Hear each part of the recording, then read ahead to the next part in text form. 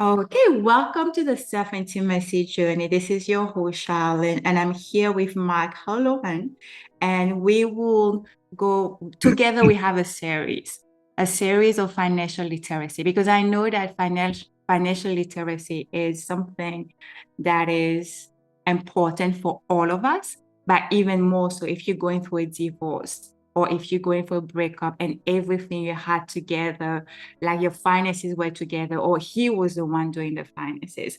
So before we start, I'm gonna introduce Mark, and then we will give you the plan for today. And like we have, like I said, a series. So every time we meet, we give you an overview of what we will be discussing together. And be mindful, there's homework. So make sure that you do the homework. I just don't want you to just listen to listen. I want you to listen and make it into practice, that it becomes your way of life so that you can achieve what we are discussing here today. So Mark is a firm believer that everyone should have strong financial literacy skills to enjoy a better and less stressful life. To that end, he volunteers to help others learn the same principles he has put into practice in achieving his own financial independence goals. Mark has an MBA and has held securities and real estate licenses. He has been a long-term investment real estate owner and stock market participant, using the two most traditional methods to build personal wealth. He served as a volunteer instructor for financial recovery courses for a nonprofit organization. During his professional career, he developed and obtained financing for multi-million dollar solar system projects for large buildings. He is married and launched his 3 adult children on their own financial independence journeys. So here, Mark, up to you. Thanks, Charlene. I'm thrilled to help your audience and hope that this information will change their lives. I'd first like to start with a question for everyone. At some point in your life, do you believe that you will have $1 million? At some point in your life, will you have $1 million? Have your answer? There's no right or wrong answer, but as you learn this material, you will see that anyone starting young can do it.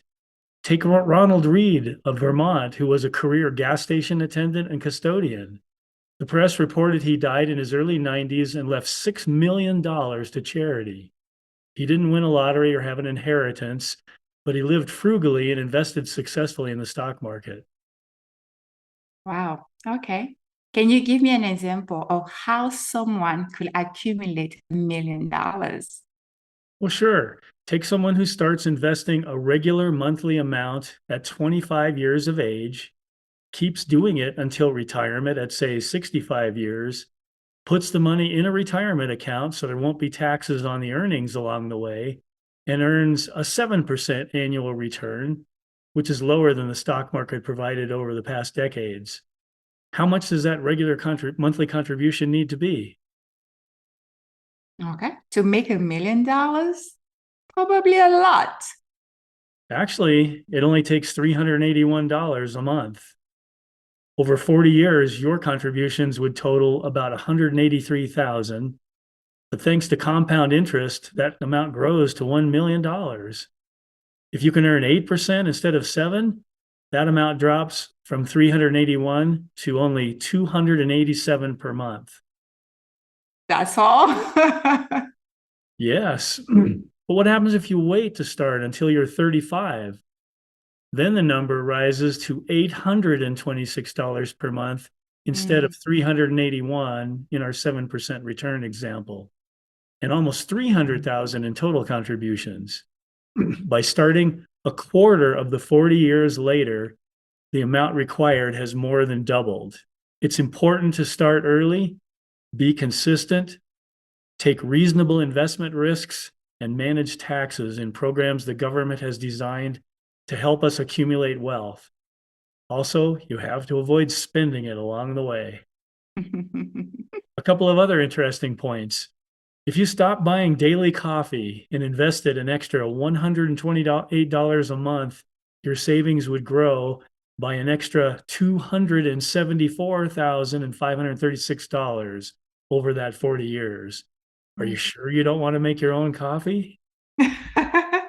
If you pay an investment advisor 1% per year of your investment balance to work for you, it would reduce your accumulated investment by $242,000 if you had the same investment returns before fees doing it yourself. You can search for millionaire calculators online and try different assumptions for your age and monthly contributions. Okay.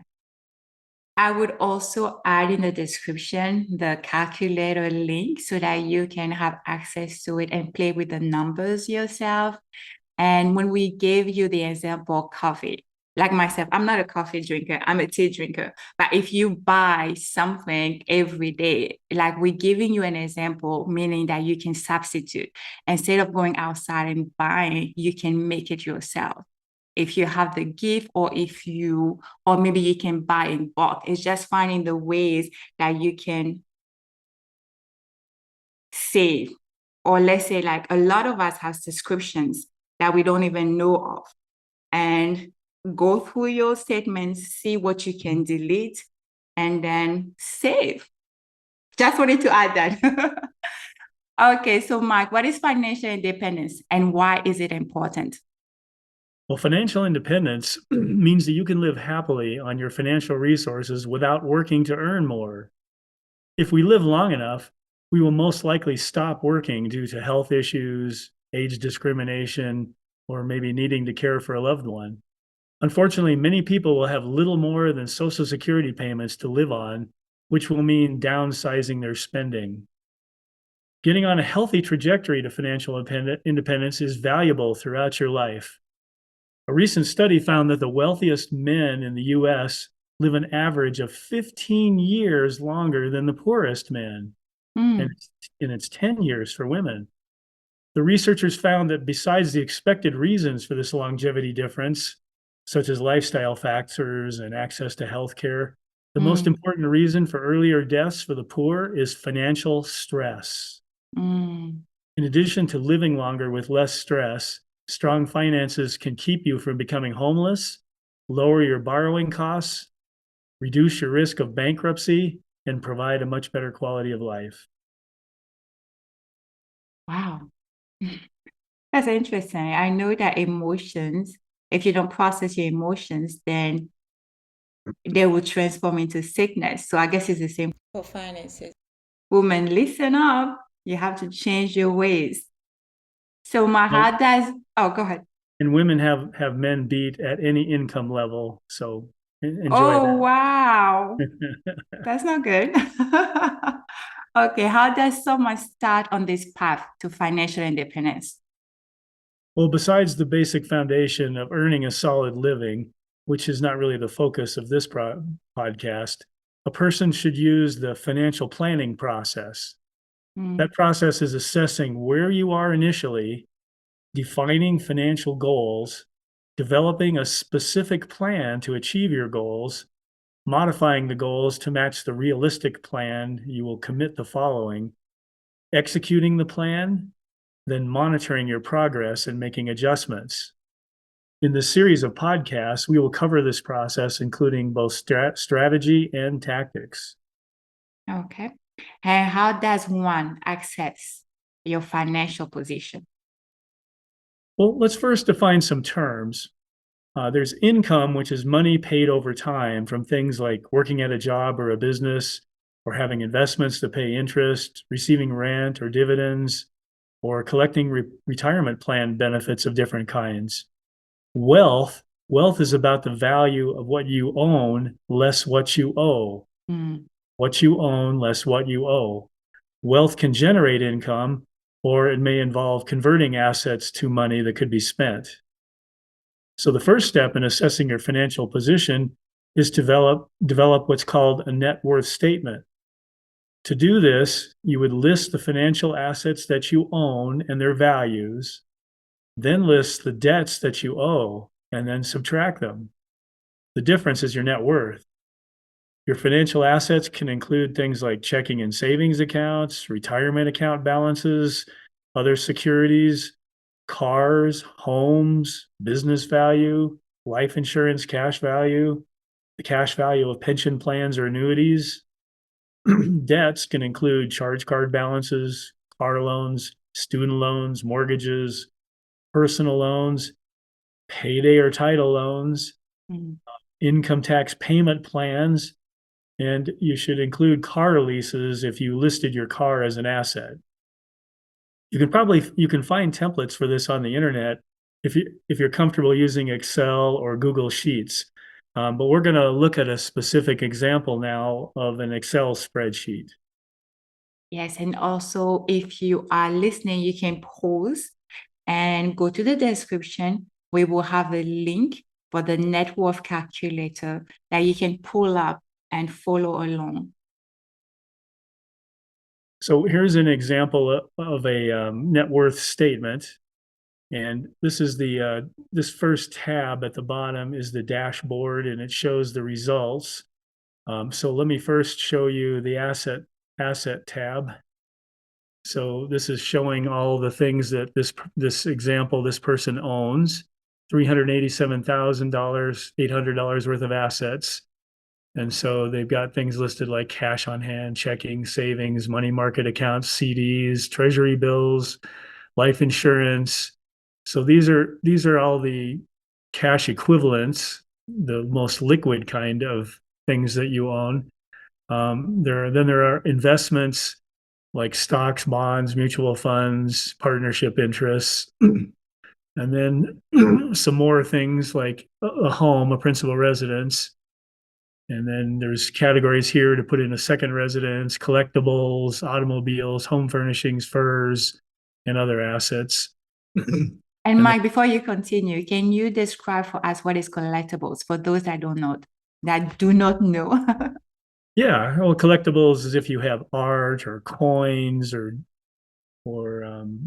things that have a value because of them being special, but they have to be they're not automatically convertible to money. You have to find a buyer to sell them off, Okay, perfect. Thank you. and this would be less frequent for people starting out on their journey, but maybe later in life, people Yeah. down that part of the financial accumulation road. Okay. And Or then down maybe here, you, oh, I was gonna say maybe you inherited something from the family and it's a piece of art or a piece of jewelry. You can check it out. It might have value. yes, absolutely. Even jewelry, I suppose, could fit here too. There is a jewelry category. Never mind. And then down at the bottom here, some of these retirement assets. These are also assets that are valuable.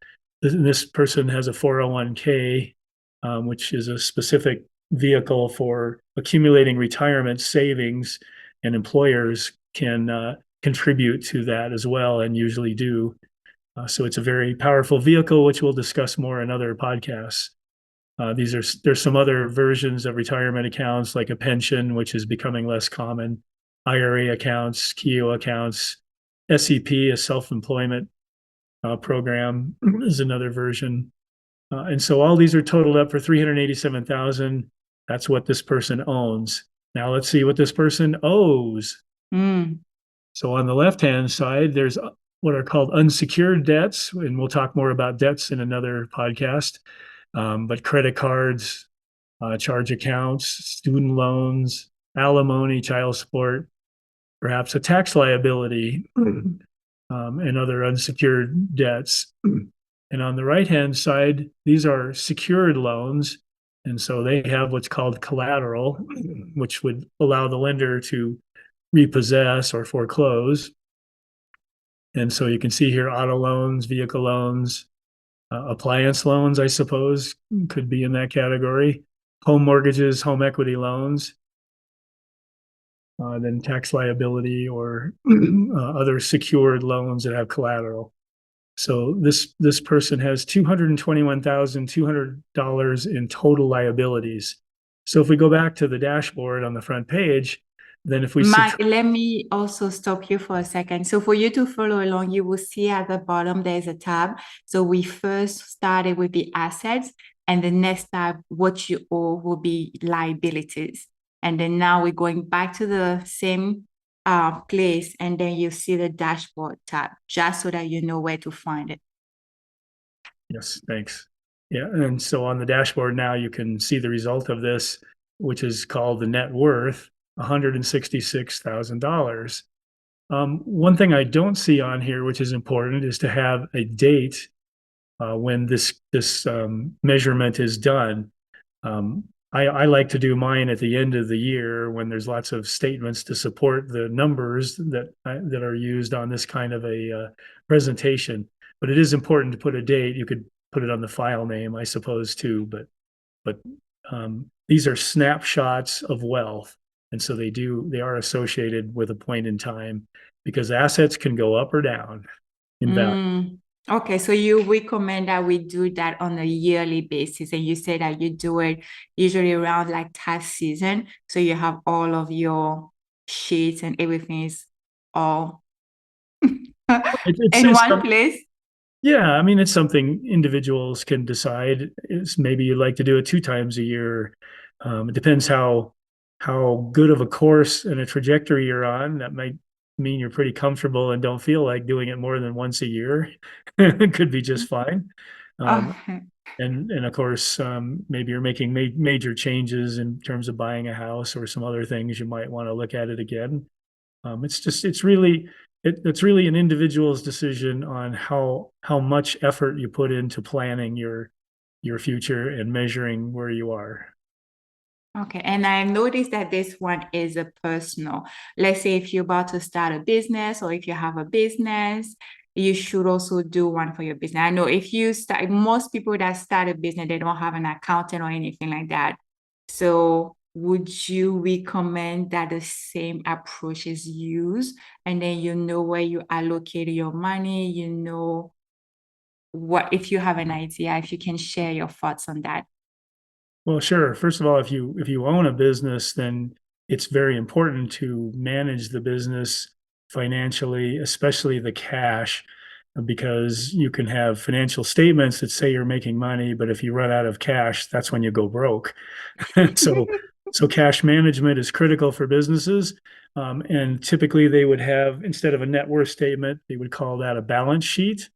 And then instead of what we call a budget, they would have two different statements, an income statement and a cash flow statement, to help manage the financial affairs.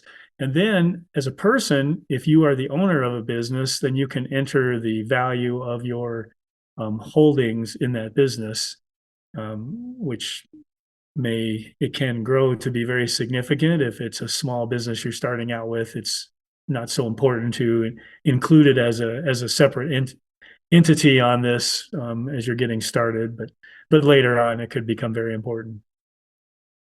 Okay, perfect. Thank you. All right, well, let's leave this then. So, what does this information really tell us? When we're talking about goals, this information shows how we are doing in achieving the ones that it measures, like retirement or emergency savings as examples. One final thought about the importance of doing this assessment. There's an old saying, what gets measured improves. And so that's why we should take the time to do this measurement. Okay. And then what if my net worth is a negative number? Yes, well, don't despair. You're not alone. Many people are struggling and can't own a home, and they have little or no savings. They have credit card balances and even have car loans greater than the car values, which can Mm, so you need to change this to reduce your risk of homelessness, reduce your financial stress, and in the best case, achieve a happy level of financial independence. Throughout these podcasts, we're going to be discussing different ways to help you adjust your spending, build savings, reduce debt, and invest successfully on your journey to financial independence. You should resolve to move to a stronger net worth over time to change your life for the better. Mm. Okay, and what are the signs someone in what are the signs someone is in dire straits financially? Yes, yeah, these are important to recognize to see where you are. So let's look at the differences between someone who's in trouble and someone who's on a healthy path to financial independence. We just talked about calculating your net worth. So if it's Mhm. negative instead of a strong positive number, then you're going to need to work on that. Also, high interest cost loans, such as credit cards that you're not paying the balance off every month, or worse, payday and title loans, which are extremely costly ways Mm, to borrow money. Um, and then, of course, carrying the balances on credit cards or personal loans. Those are signs that you definitely have room to improve. mm, Also, having no emergency savings instead of enough to live on long enough to replace a lost job, which mm, most recommend 3 to 6 months. It depends on the job you have to replace. Also, having no retirement savings instead of consistently contributing to accounts and having a balance consistent with your age and expected need. Another sign is housing costs that are greater than 30% of your gross pay instead of less than that. Our government actually calls that being under housing stress if you have more than 30% going out for that. Also, having monthly debt and lease payments that are greater than 36% of your gross pay instead of less than that. And of course, an unstable income versus a strong and stable income. These are all important signs, and you should work hard to try to change all of those toward the better direction. okay, that's a good point. That made me think of something. If we go back to the calculator, let's say what is a good number? Let's say your number is not a negative one, that is a slim positive, like the difference, your net worth is really slim. Is there like a right percentage according to your age range? Is there like a number we should strive for? There's not a one size fits all number. We're going to talk some more later about Okay. comparing the lifestyle that you're used to when you're working to the lifestyle you like, if you'd like to maintain that lifestyle when you're done working. And so, using that measurement, we can come up with a number that's commensurate with how much a person is living on when they're working.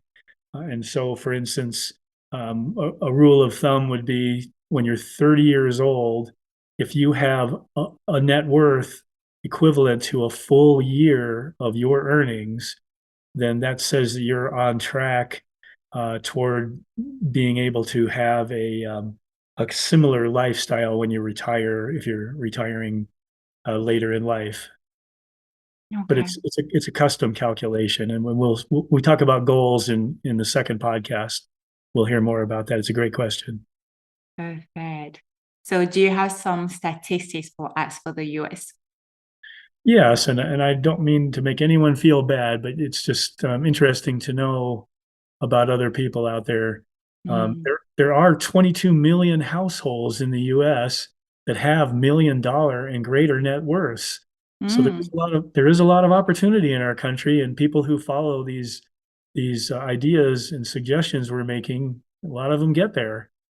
You might be surprised at who is in that group, since many build wealth instead of spending a lot, and so you mm. wouldn't necessarily recognize them on the street. The median household net worth in 2021, according to the Census Bureau, was 166,900. In other words, half of the households are below that, and half of the households are above that. Okay. And of course, age is an important factor because the more time people invest and save, Mm. and their net worth tends to grow as they age, unless something upsets that.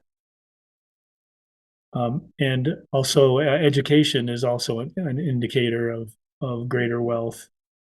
And married couples have 5 to 7 times the average wealth of single women or men. And homeowners had a median net worth of 305,000 in 2019 versus only $4,084 for renters. This is coming from the Census Bureau. So Wow. so definitely some lessons there. I wouldn't tell anybody to go get married just to get wealthy.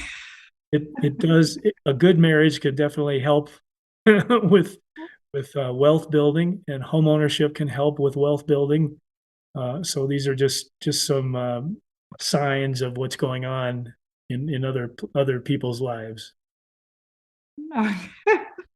That's a good point. Don't get married or don't feel like because now you're divorced or that is a bad thing. We're still gonna cover what you can do to achieve financial wealth. So what are our plans? What are we gonna cover in other podcasts? A variety of things. We're going to talk about developing your goals and a plan, budgeting and saving and spending, managing debt, managing your credit rating, wealth building, investing, insurance, estate planning, family considerations, and a wealth mindset. So, like I said at the beginning, this is a series. So, we'll be like, our objective is to help you understand what is financial wealth and take you through the different paths so that you can move from where you are now to where you desire to be, something that is sustainable and financially free for yourself. I think we should recognize that people have individual circumstances. We're giving generic information that's been helpful to people in their financial journeys, but you may need to seek special advice from people like certified public accountants on tax issues, perhaps lawyers on certain things. Certainly, investment advisors can be helpful. Insurance agents know way more about insurance than we will cover here, because your circumstances can be quite different from someone else's.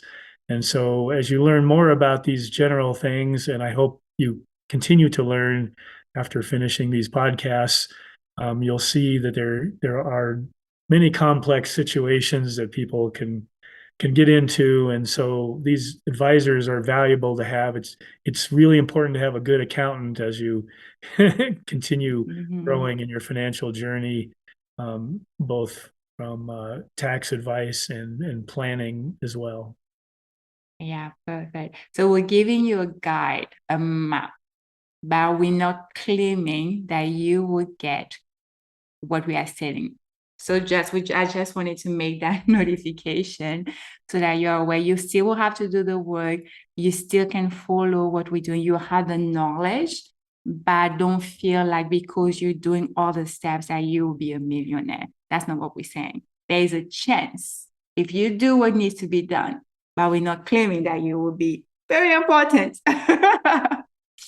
Yes, as So they say in the financial community, past performance doesn't guarantee future results because the world can change.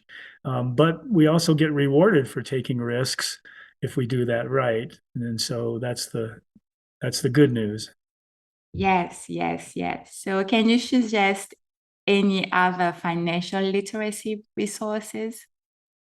Okay, yes, there's several great organizations that have resources that are free online. One's called 360 Degrees of Financial Literacy. The American Institute of CPAs has courses. The United States FDIC has them. The Goodwill Community Foundation has quite a bit. Hmm. There's an organization called Coursera.org. They have free college level self-paced courses on financial literacy that you can audit and don't even have to worry about having the pressure of a grade. There's the National Endowment for Financial Education. The U.S. Consumer Financial Protection Bureau has many resources. Most mutual fund or investment companies like Vanguard, Fidelity, Charles Schwab, TD Mm. Ameritrade. They have great resources. CNN Money 101 is a good course. There's commercial websites, a variety of them, gobankingrates.com, nerdwallet.com, morningstar.com, americasaves.org, Yahoo Finance, savingforcollege.com. These are great sites. Other government sites, investor.gov at the SEC and the US Treasury, mymoney.gov. And we'll talk about Social Security in another podcast.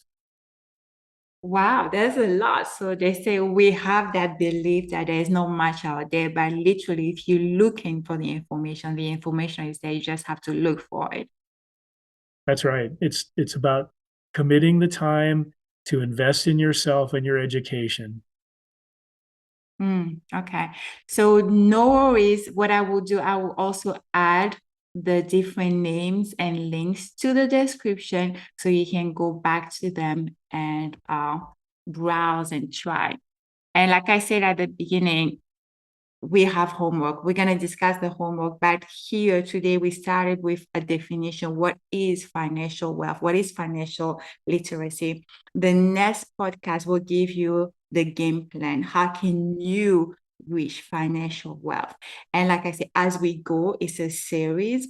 As we go, we'll like disclose the titles so that you can follow along. Like I said, we want to take you where you are, from where you are to where you desire to be, and don't be constrained by your current state because that can change. And that's why we have this series of podcasts to help you change. But first, for you to change, you need to have awareness, you need that knowledge, and you need to know that it's possible. If Mike did it, it's possible for you, along with all those people that done it. And I know that your situation might not seem like it will get better because you're dealing with a heartbreak, you're dealing with the consequences of divorce, the pain, or even starting from scratch.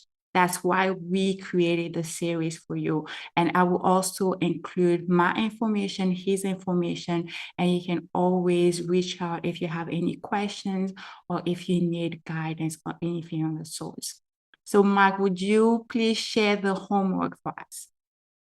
Yes, the homework. These are important things to do, and we're just doing little bites at a time to help you get on this path to financial independence. And so the first thing is to do this assessment we talked about and prepare a net worth statement and date it. You can use the Excel spreadsheet that we've got here. And if you're not comfortable using a spreadsheet, just write it down on a piece of paper, and do the math yourself with a calculator. Then next, I suggest that you list your sources of income and add them up. Maybe it's easy, maybe it's one. But that's okay. Maybe that list will get longer with time. And then then I'd like you to at least commit some time to looking around at some of the other resources that are out there. Try 6 of these websites we're suggesting. Maybe spend an hour getting acquainted with the types of information they offer. And then you would benefit from allocating some time each week doing this. Maybe a little less time on Facebook or social media or television, a little more time on investing in your financial future by looking at these resources and learning about how you can improve your financial situation. I hope this helps change your life. Yes, and please, please do the homework. This is my invitation for you to do the homework because if you listen and you don't take actions, your situation is not going to change. We are here to help you. We're providing the resources, but you have to do your part. And that part is as simple as doing the homework. So I would strongly suggest that you don't move to the next podcast until you have done the homework. Mike, would you like to add anything else before we close? Yeah, I mean, this is great that you folks are spending time doing this. So make it pay off by continuing on through and spending a little time doing these exercises. Prepare that net worth statement because what gets measured improves. I love it. I love it. Thank you so much for donating your time and your knowledge and resources to us to help us grow financially. I don't even know how to thank you. On behalf of the community, thank you. Glad to be of service. Thank you for joining me on this journey. If you enjoyed this episode, I'd be incredibly grateful if you could share it, leave a review, and rate it. It means so much and it helps spread this message further.